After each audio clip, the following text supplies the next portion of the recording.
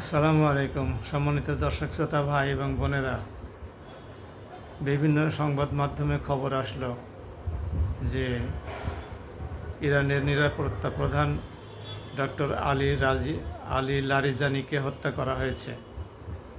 উনিও গতকালকে বলেছিলেন যে এরকম ঝঞ্ঝা বিক্ষুব্ধ দুনিয়াতে, পাপাচারে পরিপূর্ণ দুনিয়াতে বেঁচে থাকার চাইতে শহীদ হয়ে যাওয়াই ভালো। উনি দেশের জন্য যদি সত্যি সত্যি ওনাকে হত্যা করা হয়ে থাকে, তাহলে উনি দেশের জন্য প্রাণ দিয়েছেন। আর দেশের জন্য, সম্পদ রক্ষার জন্য প্রাণ দিলে সেটাকে শহীদের মর্যাদা দেওয়া হবে বলে রাসূলুল্লাহ সাল্লাল্লাহু আলাইহি ওয়াসাল্লাম তাঁর হাদিসে উল্লেখ করে গেছেন। সেদিক থেকে আলী লারিজানি, আলী খামেনি, অন্যান্য সেনা প্রধানগণ, সামরিক সদস্যবৃন্দ, তারা অন্যান্য যোদ্ধা যারা আছেন তারা সবাই শহীদের মর্যাদা পাবেন বলে আমরা আশা করি। আল্লাহর সিদ্ধান্তই চূড়ান্ত। কিন্তু আমাদের মনে একটি প্রশ্ন, সেটা হলো এই: অতীতে আমরা বহু যুদ্ধ দেখেছি, কিন্তু কোনো রাষ্ট্রপ্রধানের বাড়ির উপরে, সামরিক প্রধানের বাড়ির উপরে হামলা করে তাকে হত্যা করতে আমরা দেখি নাই। বহু যুদ্ধ দেখেছি আমরা বহু দেশে। আফগানিস্তানে আমেরিকা 20 বছর যুদ্ধ করেছে, কিন্তু প্রেসিডেন্ট হামিদ কারজাইকে খুন করার জন্যে তালেবানরা কোনো আক্রমণ করেছে এটা আমরা শুনি নাই। পাকিস্তানের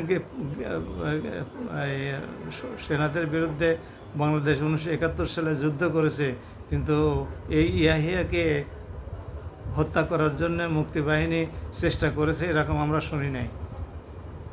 ভারতের বিভিন্ন রাজ্যে গেরিলা যুদ্ধ চলে, সামরিক আর্মির বিরুদ্ধে আন্দোলন চলে, হামলা চলে, কিন্তু সেই দেশের মুখ্যমন্ত্রী, রাজ্যের মুখ্যমন্ত্রীর বিরুদ্ধে বা বা বা বা রাষ্ট্রের প্রধানমন্ত্রীর বিরুদ্ধে হামলা করার কোনো পরিকল্পনাও শুনি নাই। হামলা হয়েছে এটাও শুনি নাই। এতে আমরা অবাক হই যে রাষ্ট্রপ্রধানের গায়ে পর্যন্ত হাত দেওয়া হচ্ছে। কত বেহায়া, নির্লজ্জ আমেরিকা, তেলচোর আমেরিকা এবং ইসরায়েল। তো আমরা এই যুদ্ধে অনেক প্রাণহানি, অনেক সম্পদহানি দেখেছি। আপনারা জানেন, ইরান আজকে জর্ডান, কাতার, ওমান, বাহরাইন, কুয়েত, সৌদি আরব, সংযুক্ত আরব আমিরাত,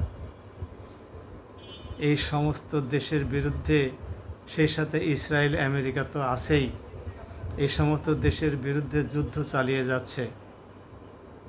একটা দেশ কত সাহসী এবং কত বড় দেশপ্রেমিক হলে এতগুলো দেশের বিরুদ্ধে একসাথে যুদ্ধ চালাতে পারে?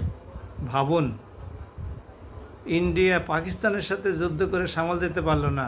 140 কোটি দেশের মানুষ, 140 কোটি মানুষের দেশের সরকার, সেনাবাহিনী। আর ইরান প্রায় 9 কোটি মানুষের দেশ। তারা বিশাল বিশাল দুইটা শক্তির বিরুদ্ধে, শক্তি তো আসলে একটা আমেরিকা, ইসরায়েল তো তার প্রক্সি। যাই হোক, তাদের বিরুদ্ধে যুদ্ধ করে এ পর্যন্ত 15-17 দিন হচ্ছে, আজকে 18 দিন হয়ে গেল, টিকে আছে।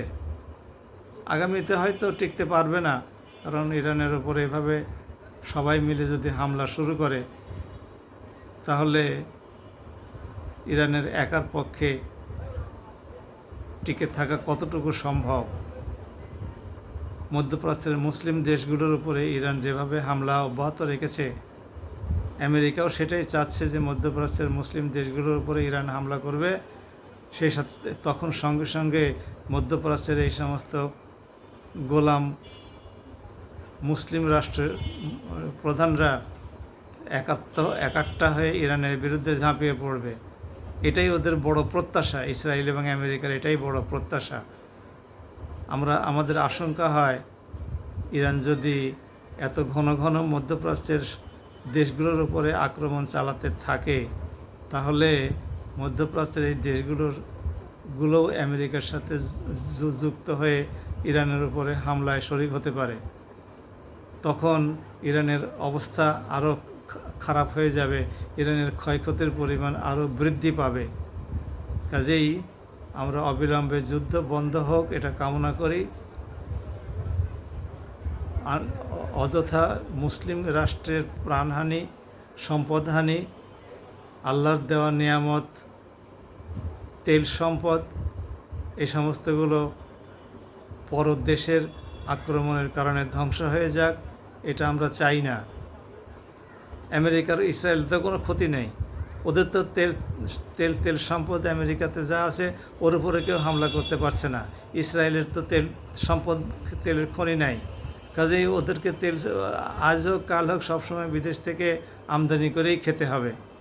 ওরা প্রযুক্তিতে উন্নত দেশ, কাজেই প্রযুক্তির কেন্দ্র ধ্বংস করা হয়েছে, সামরিক হেডকোয়ার্টারগুলো, স্থাপনাগুলো ধ্বংস করা হয়েছে, ওরা পুনর্নির্মাণ করে নেবে। পশ্চিমা বিশ্বের কাফির শক্তি ওদের কাছে এসে সমস্ত সাহায্য নিয়ে ঝাঁপিয়ে পড়বে, বিনিয়োগ নিয়ে ঝাঁপিয়ে পড়বে। কিন্তু মাঝখান দিয়ে যে 8-10টা মুসলিম দেশ, একেবারে জর্ডান থেকে সংযুক্ত আরব আমিরাত, ইয়েমেন পর্যন্ত, ইরান সহ, এই যে মুসলিম দেশগুলো ধ্বংস হয়ে গেলে এরা তো দুর্বল হয়ে যাবে। যদি এরা একে অপরের বিরুদ্ধে যুদ্ধে ঝাঁপিয়ে পড়ে তাহলে তো আগামীতে মুসলিম ঐক্যও বিনষ্ট হবে। এই বলদদের জন্য তো মুসলিম ঐক্য কোনো সময় হয় নাই। ইসলামী সেনাবাহিনী একটা গড়তে চেয়েছিল তুরস্ক, কোনো মুসলিম দেশ তো সাড়া দেয় নাই, একটা দেশও সাড়া দেয় নাই। আজকে ইরানের এই বিপদ কি হয় যদি তুরস্কের সাথে করে একটা ইসলামিক বাহিনী গড়ে তুলতে পারত, ইরান যোগ দিত, পাকিস্তান দিত, সেই সাথে ওই দিক থেকে ইয়েমেন যোগ দিত, আস্তে আস্তে আলজেরিয়া আসতো, এরপরে আস্তে আস্তে সৌদি নেতৃত্বে গালফ কাউন্সিলের আরব লীগের দেশগুলো হয়তো যোগ দিতে পারত, মালয়েশিয়া, ইন্দোনেশিয়া আসতে পারত। কিন্তু ইরান কি সেই তুরস্কের আহ্বানে সাড়া দিয়েছে? দেয় নাই। কাজেই ইরানের আজকে যে বিপদ, এর জন্য ইরান নিজেও দায়ী। আত্মরক্ষার অধিকার বলে চালিয়ে দিলেও আত্মরক্ষার জন্য আরও যে কৌশল আছে সেই কৌশলগুলো ইরানের অবলম্বন করা উচিত ছিল। তার পাশাপাশি একটা দেশ তার বন্ধু নয়, পাশে আজারবাইজান তার বন্ধু রাষ্ট্র না, পাকিস্তান এখানে তার সাথে মাঝে মধ্যেই দ্বন্দ্ব কোলাহল লেগে থাকে, আফগানিস্তানের সীমান্তে যুদ্ধ হয়, আর বাকি দেশগুলোর কথা তো বললামই না, কারোর সাথে কোনো বন্ধুত্ব নাই তার। এই সমস্ত করে সিরিয়া, আজকে সিরিয়া যদি তার বন্ধু রাষ্ট্র হিসেবে থাকতো তাহলে সিরিয়ার মধ্যে দিয়ে একেবারে ইসরায়েলের গোলান হাইটসের কাছে সে সেনাবাহিনী মুভ করতে পারতো। আজকে কি ইরানের এত বেগ পেতে হয়? ইরান একেবারে সেই গোলান মালভূমিতে ইসরায়েলের মধ্যে ঢুকে স্থল অভিযান করে হামলা করে 1 লক্ষ সেনাবাহিনী ঢোকালেই তো ইসরায়েলের হালুয়া টাইট হয়ে যেত। ইরান কি সেটা করেছে? করে নাই। যাই হোক, আমরা চাই এই যুদ্ধ অবিলম্বে বন্ধ হোক ভাই।